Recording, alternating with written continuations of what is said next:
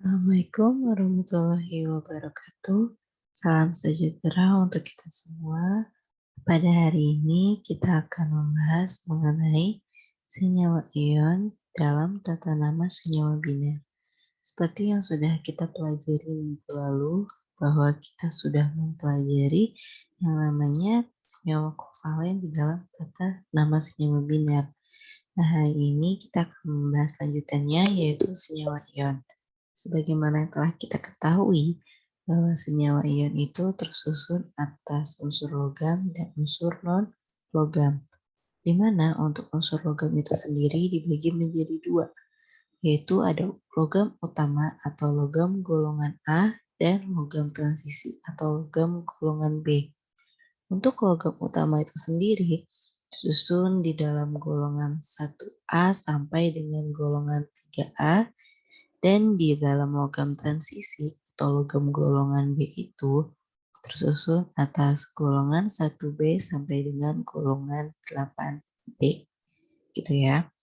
Oke, kita akan membahas terlebih dahulu ke logam utama.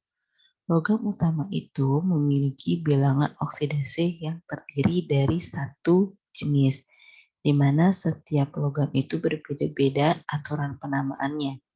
Untuk logam utama sendiri, aturan penamaannya yaitu nama logam dan nama non-logam yang diberi akhiran ida.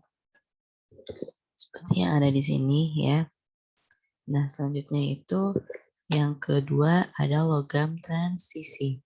Untuk logam transisi, berarti bilangan oksidasinya itu memiliki lebih dari satu jenis, di mana untuk aturan penulisannya itu adalah nama logamnya yang diikuti dengan bilangan oksidasi atau nantinya akan ditulis dengan angka Romawi ditambah dengan nama non-logamnya yang nantinya diberi akhiran ida di belakangnya gitu ya.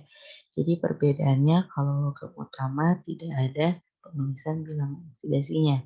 Sedangkan kalau logam transisi ada penulisan bilangan oksidasi, di mana penulisan bilangan oksidasinya itu harus ditulis dengan angka Romawi.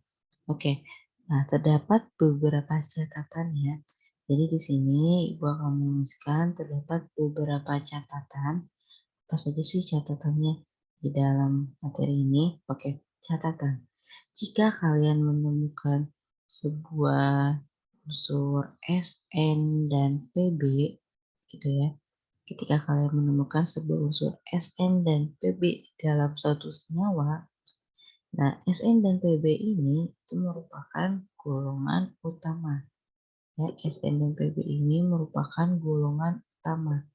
Namun karena bilangan oksidasi dari Sn dan Pb ini memiliki lebih dari satu jenis, maka Sn dan Pb ini penulisan tata nama senyawanya itu mengikuti logam transisi. Walaupun Sn dan Pb ini termasuk ke dalam golongan utama, namun karena bilangan oksidasinya lebih dari satu jenis, maka untuk Sn dan Pb ini mengikuti logam transisi aturan penamaannya gitu ya. Karena Sn ini dia tersusun dari Sn 3+ dan Sn 4+. Sedangkan kalau untuk Pb ini ada Pb 2+ dan Pb 4+. Nah, kalau kita lihat di sini kan ada lebih dari satu jenis bilangan oksidasi yang mengikuti.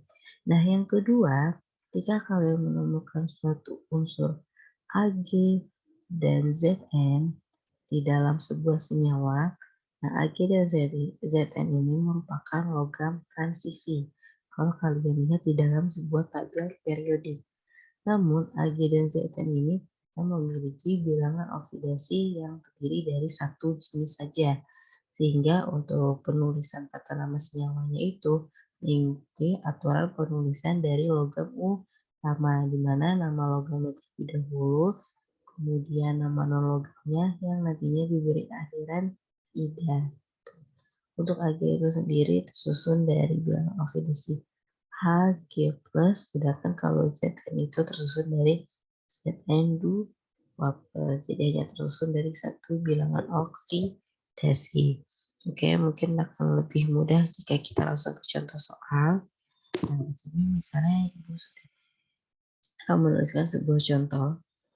Yang pertama yaitu sebuah senyawa NaCl, di mana kita ketahui bahwa Na itu tersusun atas unsur Na dan Cl ya. Jadi NaCl itu tersusun atas sebuah unsur Na dan Cl, di mana Na itu merupakan sebuah golongan 1A letaknya, sedangkan Cl itu merupakan golongan 7A. Nah, Na dan Cl, Na ini merupakan logam Na dan Cl ini merupakan logam utama dua-duanya, namun Na ini merupakan golongan dengan unsur logam, sedangkan Cl ini dengan unsur non-logam. Jadi keduanya sudah ada logam dan non-logam, nantinya akan membentuk senyawa ion gitu ya. Nah, karena ini dua-duanya merupakan unsur yang berada di dalam sebuah golongan A atau golongan utama, dari itu penulisannya itu menggunakan logam golongan utama. Jadi nama logamnya dulu yaitu di sini natrium ya. Nama logamnya kan natrium. Nah, nama non logamnya itu klorin. Klorin yang artinya diberi airan tidak. Jadi yaitu natrium klorida. Nah, ini adalah nama senyawa dari NaCl. Ya, kita tahu bahwa NaCl itu kan nama lain dari garam dapur gitu ya. Tapi kalau dalam tata nama senyawa menurut aturan IUPAC, NaCl itu merupakan natrium klorida. Oke, yang kedua di sini contohnya yaitu ada sini bakal tuliskan yang kedua contohnya ada Mg3N2. Nah, Mg3N2. Mg itu tersusun atas golongan 2A gitu ya. N itu dia ada di golongan ke-6. Nah, yang kita ketahui bahwa Mg itu merupakan golongan utama yang merupakan unsur logam, sedangkan N itu merupakan golongan utama yang merupakan unsur non-logam. Jadi udah pastinya antara logam dengan non-logam. Oke, kita langsung cari di sini Mg. Mg ini kan sebagai logamnya gitu. Mg ini memiliki nama magnesium ya. Magnesium. Nah, yang kedua N-nya ini memiliki namanya nitrogen. Tapi kalau kita mau beri akhiran tidak, gitu ya. Jadi nanti menjadi namanya nitrida. Oke, seperti ini. Nah, kita akan lanjut lagi ke soal yang nomor 3 di sini. Nah, nomor 3 ini contohnya misalnya ada Fe2O3. Nah, kita tahu nih bahwa Fe itu adalah unsur transisi, sedangkan O ini merupakan logam golongan A gitu ya. Nah, Fe ini merupakan sebuah unsur logam ya kan, karena kan kalau unsur transisi itu semuanya logam dan O ini merupakan unsur non logam. Nah, karena di sini Fe merupakan unsur transisi, berarti kita harus mengikuti aturan yang unsur transisi. Nah, yang harus kita ketahui itu adalah bilangan oksidasi dari unsur logamnya. Nah, di sini kan Fe2O3, berarti kita harus cari nih bilangan oksidasi dari si Fe. Yaitu di sini berarti kan nanti min 2 ya. Karena O itu dia memiliki bilangan oksidasi min 2 yang nantinya akan dikalikan dengan 3 menjadi min 6. Nah, Fe2 berarti di sini nilai yang memenuhi adalah positif 6. Positif 6 itu untuk 2 Fe. Sedangkan yang ditanyakan adalah Fe saja, berarti nanti akan dibagi dengan 3, dibagi dengan 2, oke. Yang nantinya hasilnya sama dengan positif 3. Nah, kita tahu bahwa Fe ini memiliki bilangan oksidasi positif 3. Berarti kita bisa tahu Fe ini itu merupakan besi ya. Besi. Karena mengikuti unsur transisi berarti kan dari nama logamnya diikuti dengan bilangan oksidasi logamnya yang penulisannya dengan angka Romawi, berarti di sini 3 kan ya, berarti di sini saya tulis angka Romawi 3. Nah, seperti ini, besi 3. Nah, O-nya di sini kan merupakan oksida ya. Oksida. Oke, seperti ini. Nah, misalnya nomor 4 lagi di sini ada PbCl2. Nah, PbCl2. Kita tahu bahwa Pb itu yang tadi sesuai dengan aturan gitu ya, bahwa Pb itu merupakan golongan utama. Tapi karena Pb itu memiliki lebih dari satu jenis bilangan oksidasi, berarti mengikuti kaidah yang kedua, yaitu logam transisi gitu ya. Nah, berarti kita harus cari tahu dulu nih, berapa sih bilangan oksidasi dari Pb. Cl2, 1 Cl itu dia memiliki bilangan oksidasi -1. Sedangkan kalau misalnya ada 2 Cl berarti nantinya -2. Nah, Pb-nya berarti memenuhi di sini agak sama dengan 0 karena senyawanya netral gitu ya. Berarti sama dengan positif 2. Jadi Pb-nya itu positif 2 bilangan oksidasinya. Nah, Pb itu sendiri tulisannya adalah timbal. Nah, karena 2 berarti bilangan oksidasinya pada sini 2 dengan angka Romawi, dan Cl ini berarti nanti klorida. Oke, seperti ini ya untuk senyawa ion, tekanan nama senyawa ion. Oke. Nah, sekarang kalau misalnya ditanya kebalikannya sih, yaitu menentukan rumus senyawa biner jika diketahui tata nama senyawanya. Oke, kemarin kita sudah mempelajari yang senyawa kovalen. Nah, contohnya di sini karbon dioksida. Senyawa kovalen itu kan karbon. Nah, karbon itu merupakan C ya. Sedangkan mono itu artinya 1.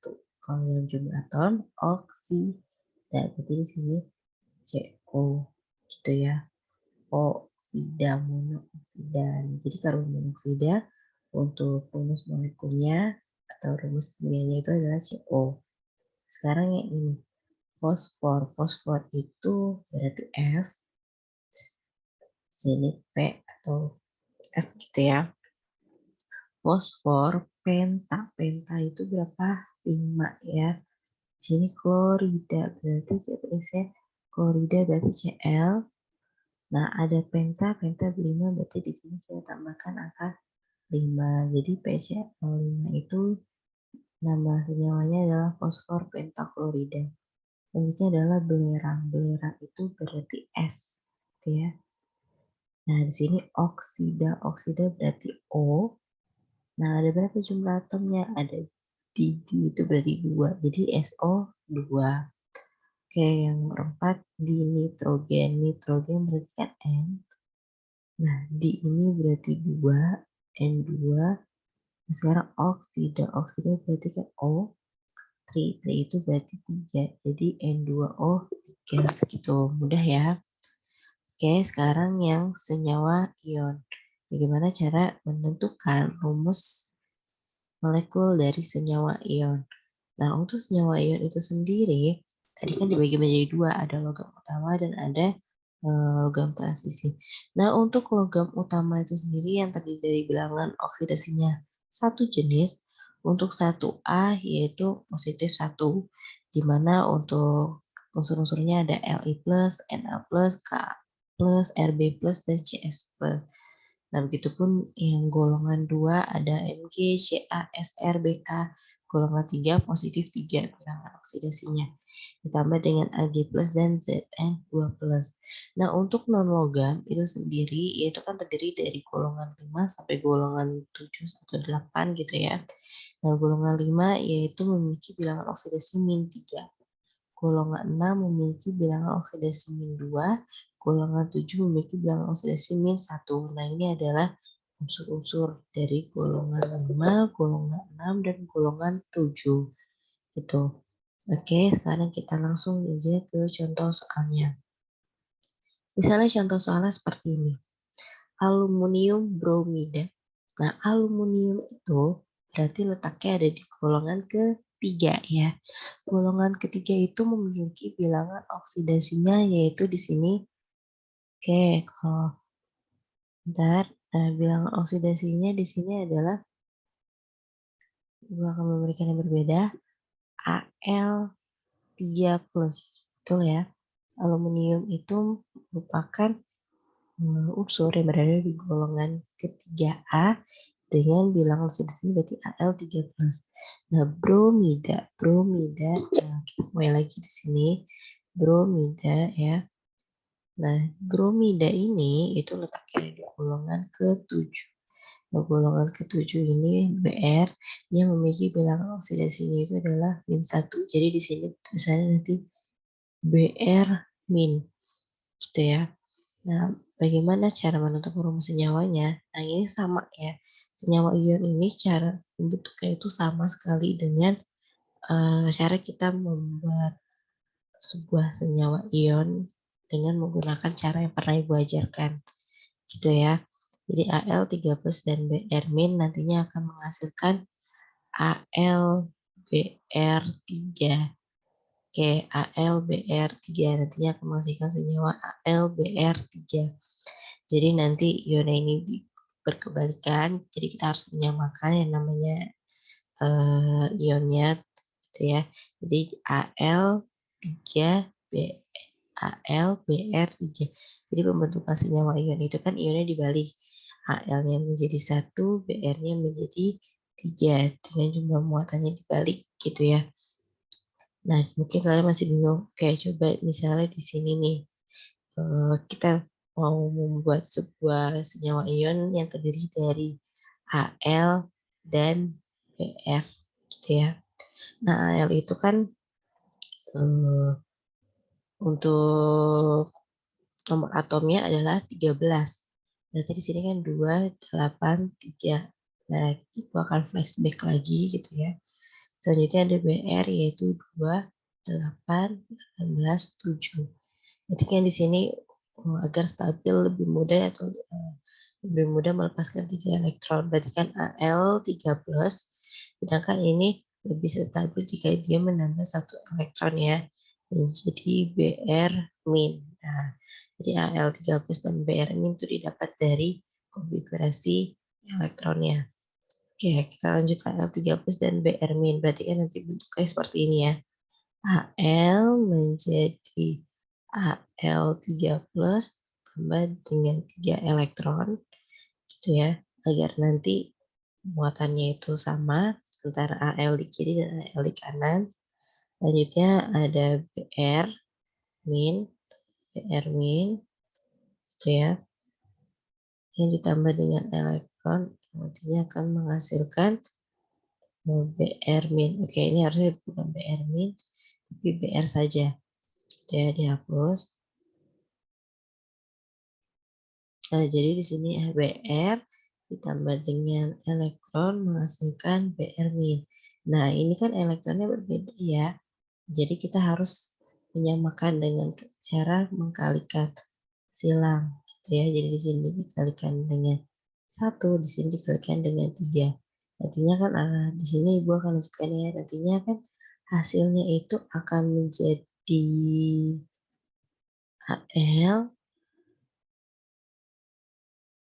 Al3+ ya. Elektronnya kita sudah tidak usah dituliskan karena hasilnya akan sama. Jadi 3Br di Br-. Oke, tunggu sebentar karena baterainya habis.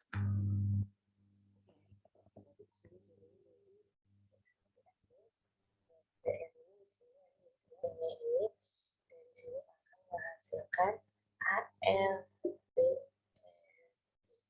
Seperti kalian masih lupa gitu ya tentang pembentukan senyawa ion dengan cara seperti ini.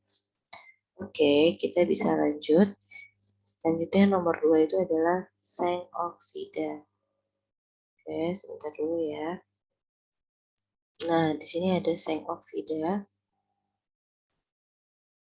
Nah, seng oksidasi itu berarti semuanya unsurnya, maksudnya itu adalah Zn. Nah, Zn itu kan tadi memiliki bilangan oksidasi 2+, ya. Di sini bisa kita langsung tuliskan bahwa Zn itu memiliki bilangan oksidasi 2+. Di sini sampai oksida ini berarti kan O2-min gitu ya, kalau kita lihat tadi sebelumnya. Oke, kita lihat karena di sini muatan ionnya sama, jadi di sini 2+, di sini min, karena hasilnya udah netral, berarti kita tahu bahwa F itu sama. Jadi kita tinggal langsung ZnO, karena muatan ini sama, 2+ dan 2-min. Jadi 2+ ditambah 2-min kan hasilnya 0. Jadi muatannya sudah netral. Kalau itu kan belum, nah dari itu kita menyamakannya. Jadinya nanti HLBr3. Nah, selanjutnya adalah tembaga. Tembaga itu kan berarti Cu. Nah, di sini udah ada nih 2. 2 berarti sini berarti Cu2+. Karena bilangan oksidasi di sini 2, klorida. Berarti klorida di sini adalah Cl-. Nah, kita lihat nih.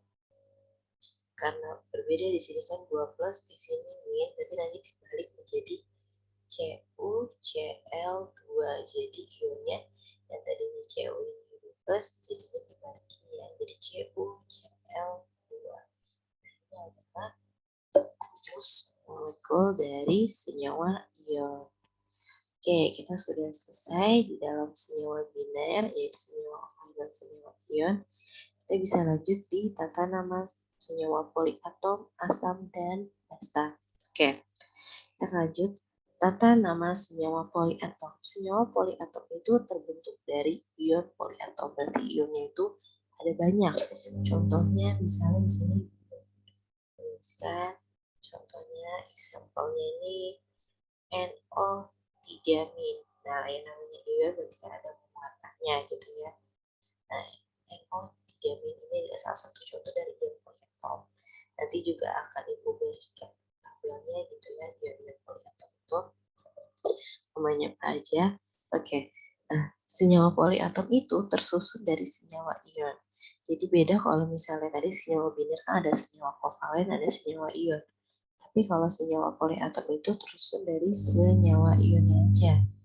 Dimana untuk senyawa ionnya itu terdiri dari ion positif dengan nama lainnya adalah kation dan ion negatif dengan nama lainnya adalah anion. Oke. Nah, untuk ion positif atau kation itu dibagi lagi menjadi 3, yaitu ada kation logam A yang artinya logam golongan A. Contohnya adalah Na plus dan Ca2 plus. Nah, Na ini kan natrium, Ca ini kan kalsium di dalam logam A gitu. Berikutnya adalah kation logam B. Contohnya Fe3 plus, berarti nanti misalnya besi 3, Cu2 plus tembaga 2 gitu ya. Jadi 3 ini adalah bilangan oksidasinya didapat dari 3 plus, 2 ini dapat dari 2 plus. Nah, selanjutnya adalah kation poliatom. Kation poliatom contohnya adalah NH4. Jadi nanti kalau menemukan NH4 plus, ini namanya itu adalah amonium. Oke, itu untuk yang ion positif. Selanjutnya ada ion negatif atau anion. Terbagi menjadi 2, ada anion monologam dan anion poliatom. Anion monologam contohnya itu adalah Cl-min. Ya kan, Cl itu kan termasuk monologam. Nah, di sini muatannya ion negatif dengan namanya itu adalah klorida. Kalau untuk yang anion poliatom, ini kita lihat contohnya itu ada SO42-min, nanti namanya sulfat, ada SO32-min, sulfit, NO3-min, nitrat, dan bromomin nitrit. Nah, ini adalah sebagian kecilnya saja gitu ya. Nah, ini ada beberapa ion poliatom. Nah, ini adalah ion poliatom, di mana untuk CH3COH namanya itu asetat.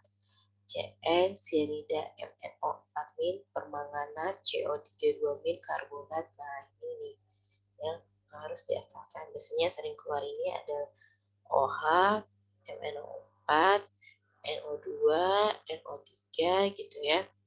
Ada SO. Nah, ini biasanya sering keluar gitu dalam soal untuk ion-ion poliatomnya. Amonium juga sering keluar gitu ya. Fosfat, fosfat dan fosfin. Oke, sekarang kita ke aturan penamaannya. Jadi aturan penamaannya itu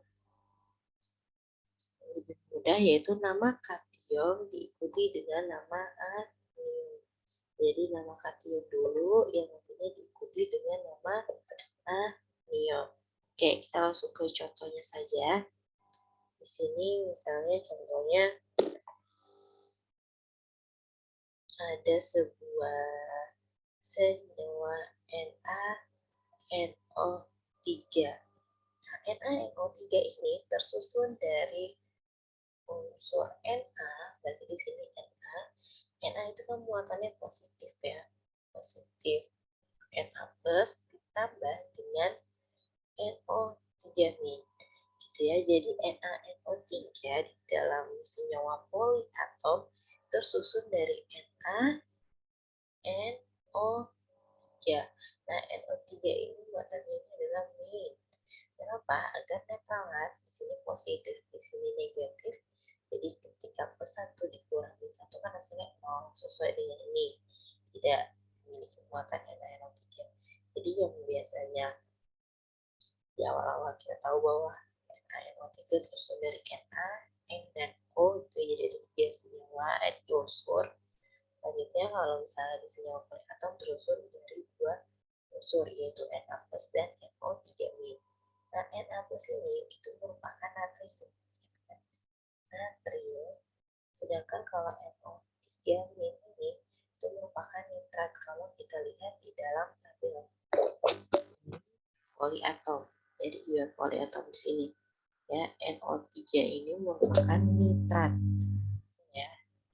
Jadi merupakan NO3 merupakan nitrat. Jadi nanti untuk nama senyawa NaNO3 itu adalah natrium nitrat. Oke, contoh lagi misalnya di sini.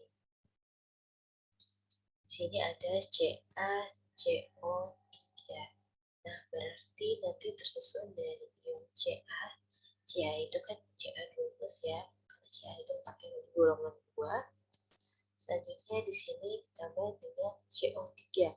Berarti CO3, nah, agar nantinya bisa menjadi setara, jadi sini ada 2 min. Kan? 2 plus ditambah dengan 2 min nanti hasilnya jadi 0. Nah, kita bisa di sini Ca itu kan kalsium. Terus kan kalsium. Nah, CO3 2 min. CO3 2 min yang mana? Biasanya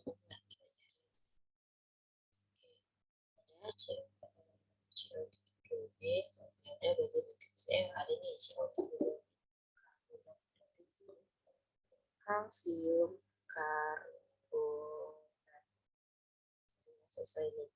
CO3 min yaitu karbon. Jadi nanti CaCO3 nama senyawanya itu adalah kalsium karbonat. Oke, kita lanjut sekarang yang lebih sulit nih, yaitu ada sebuah senyawa Fe2SO4.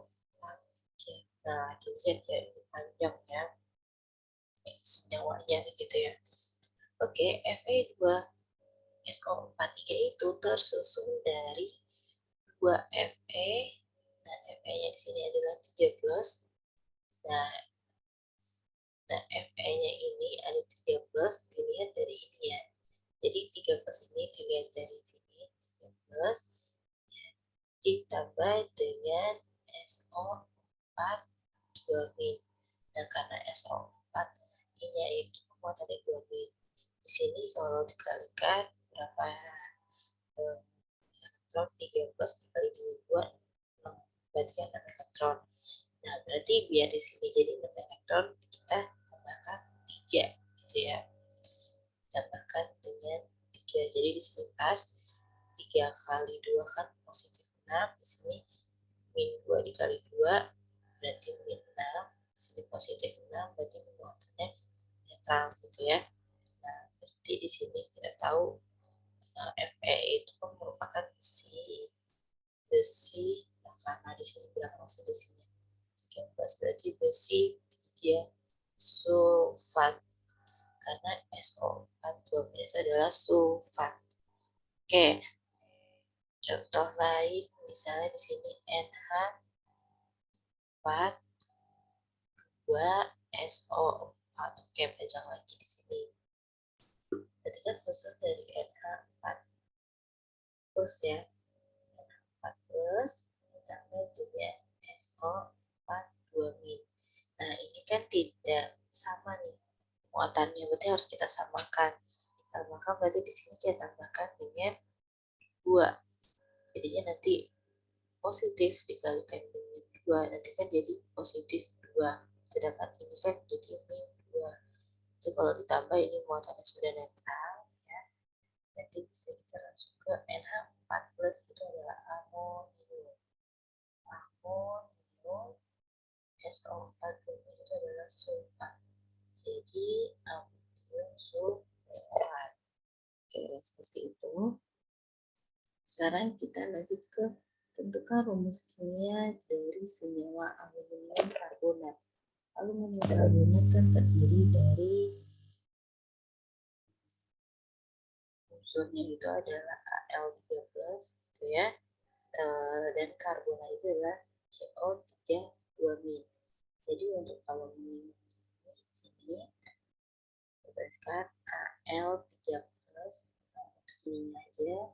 Dan karbonat itu kan adalah CO3 2-. Nah, kita tahu nih, di sini muatannya itu udah beda. Yang satu 3+, yang satu 2-. Jadi harus kita samakan. Ntar kita kalikan di sini dengan 2. Nah, berarti kan jadi plus 6 gitu ya. 3+ dikalikan dengan 2, dikalikan dengan koefisien di depannya. Nah, ini jadi 2-, agar nantinya menjadi 6, berarti kita tambahkan di sini 3. Ya, jadi 3+ dikali 2 berarti positif 6, dan 2 dikali 3 berarti 6, nanti hasilnya pasti akan netral. Jadi untuk penulisannya berarti Al2CO3 gitu ya. Al 2-nya dari sini, dari si muatan dari CO3. Nah, sini CO3, 3-nya ini dari muatan si Al gitu ya, sesuai dari aluminium karbonat. Oke, selanjutnya natrium fosfat. Natrium itu unsurnya adalah Na positif, fosfat itu tadi WO4-. Nah, fosfat itu 3-. Di sini positif, berarti kita harus tambahkan berapa? Tambahkan di 3 di sini ya, agar nantinya muatannya menjadi netral. Di sini positif 3, di sini udah 3-, sesuai berarti nanti namanya Na3, 3-nya dari muatan PO3, PO4, Na3 PO4 gitu ya. Jadi 4 di sini PO4. Nah, inilah senyawa dari natrium fosfat. Oke, selanjutnya ada natrium bromida. Nah, natrium bromida ini berarti kita lihat natrium bromida. Oke, harusnya di sini bukan natrium ya. Salah ya. Harusnya di sini itu adalah amonium. Oke, ibu salah menulis. Nah, amonium itu sendiri memiliki tadi ya molekilnya itu adalah NH4+. Ya, bromida berarti Br-. Nah, kita tahu nih di sini muatannya sudah sama positif dan negatif gitu ya, jadi udah netral. Oke, di sini jadi NH4Br gitu ya. Nah, ini adalah rumusnya dari senyawa ion poliatom. Nah, sekarang yang nomor 2 adalah tata nama senyawa asam. Apa sih yang dimaksud dengan senyawa asam? Nah, senyawa asam ini akan lebih detail dijelaskan nanti di semester kedua kelas 11. Jadi nanti kalian akan mempelajari yang namanya asam dan basa. Jadi untuk sekarang pengenalan dulu apa sih senyawa asam. Oke, senyawa asam yaitu senyawa yang melepaskan ion H+ di dalam larutannya.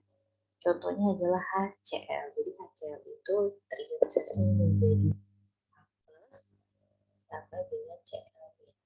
Nah, berarti HCl itu merupakan senyawa asam. dia melepaskan H+ di sini. Untuk senyawa asam itu berarti kan memiliki H+. Jadi namanya senyawa asam dia pasti memiliki H+ gitu ya. Ya artinya kalau misalnya memiliki H+ dituliskan dengan asam. Asam ini ada anion. Senyawa asam juga akan memiliki anion. Nah, anion karena H+ ini berperan sebagai kation, ya, anionnya ini dibagi dua, yaitu ada monoatom dan poliatom. Jadi dari satu atom dan terdiri dari banyak atom. Nah, untuk yang monoatom ini merupakan sulfat logam. Nah, untuk aturan penamaannya yaitu asam. Jadi kita tuliskan asamnya dulu, diikuti dengan nama anionnya. Contohnya misalnya seperti ini. Di sini Ibu sudah menuliskan H2SO4. Nah, H2SO4 berarti tersusun dari H+ dan SO4 2-. Nah, karena di sini 2-, sedangkan di sini positif, berarti nantinya agar menjadi sama, kita tambahkan koefisien 2. Jadi di sini nanti ketika dikalikan, itu akan menjadi positif 2, dan sini akan menjadi -2, kan muatannya netral, seperti itu logikanya ya. Nah, jadi H+ ditambah dengan SO4 2-. H+ itu tadi namanya adalah asam, jadi di sini kita tuliskan asam. Nah, SO4 2-, itu adalah sulfat. Kita tuliskan jadi asam sulfat. Seperti itu. Lalu selanjutnya HCl tersusun dari kation H+ dan anion Cn-. Gitu ya. Cn- kan ini tadi sianida ya. Cn- di sini itu artinya sianida. H+ di sini adalah asam.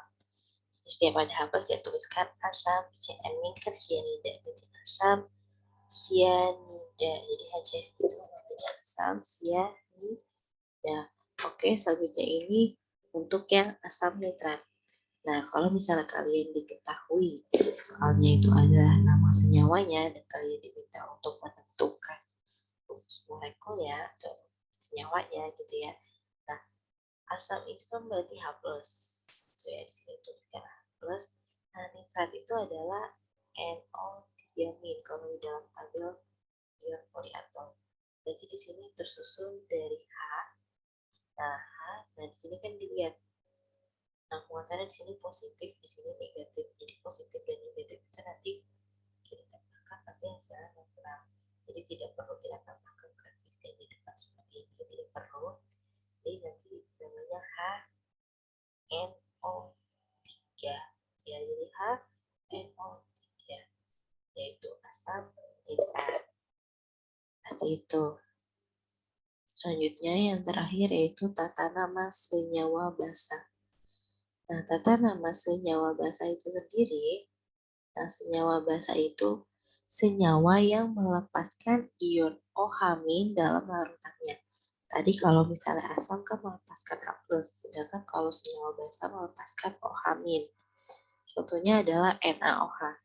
NaOH ini tersusun dari unsur Na+ dan OH-. Gitu ya. Jadi di sini ada OH. Nah, senyawa basa kalau OH- itu berarti nanti ditulisnya OH- itu namanya hidroksida. Hidroksida. Jadi kalau H+ itu asam, sedangkan kalau ada OH- yaitu hidroksida dan kation. Jadi kalau OH- ini sebagai anion ya, nah kationnya nanti di dalam soalnya langsung. Oke, sekarang aturan penambahannya berarti kation ditambah dengan hidroksida. Kalau misalnya tadi ya kan, kalau senyawa asam, kation ditambah dengan anionnya, gitu ya. Oke, kita langsung ke contoh soalnya di sini. Nah, LiO. Li ini merupakan kationnya. Li ini berada di dalam golongan 1. Berarti di sini Li plus. Itu Li plus. Nah, di sini OH min ditambah dengan OH min, ya nantinya akan menjadi Li ini kan litium. Litium OH min hidroksida. Hidroksida gitu. Nah, sekarang FeOH2. Lihat sini ada 2. Jadi penulisannya FE itu dilihat ya, FE memiliki bilangan oksidasi 2. FE memiliki bilangan oksidasi 2 dilihat dari sini. Karena kan nanti kebalikannya gitu ya, Fe 12 senyawa ion itu dibalik. OH min di sini OH min. Nah, dilihat di sini 2 plus, di sini min, berarti agar sama kita tambahkan 2 di sini. Jadi kan nanti min 2. Di Fe12 ditambah dengan 2 OH min menjadi besi 3 hidroksida gitu ya. Oke, sekarang yang terakhir timah 2 hidroksida. Timah itu kan Sn. Nah, 2 di sini adalah bilangan oksidasi, berarti di sini Sn2+. Hidroksida itu adalah OH min, gitu ya. Nah, dilihat di sini bilangan oksidasinya 2+, di sini min. Agar sama, berarti kita harus tambahkan 2 di sini. Dan nantinya min dikalikan dengan 2, jadi min 2. Ini akan menjadi netral. Sehingga nanti penulisannya adalah SnOH2. Nah, seperti ini, SnOH2. Oke, cukup sekian pembelajaran hari ini, gitu ya. Nanti di akhir pembelajaran akan Ibu kirimkan di GCR, yaitu tugas yang harus dikerjakan di hari ini. Oke, kalau misalnya kalian sudah mengerti, itu ya bisa langsung dikerjakan. Tapi kalau masih ada yang belum mengerti, nanti bisa langsung tanyakan ke Ibu lewat PC di WA, gitu ya. Oke, mungkin itu saja pembelajaran kita hari ini. Kita sudah mempelajari reaksi redoks dari awal dan sampai yang terakhir adalah tata nama senyawa. Memang banyak yang kita pelajari di dalam bab kedua ini, gitu ya. Itu tidak menutup kemungkinan kalian untuk patah semangat dalam belajar. Oke, jaga kesehatan selalu buat kalian, semoga selalu diberikan kesehatan, gitu ya. Oke, kita akhiri pembelajaran hari ini. Kurang lebihnya mohon maaf. Wassalamualaikum warahmatullahi wabarakatuh.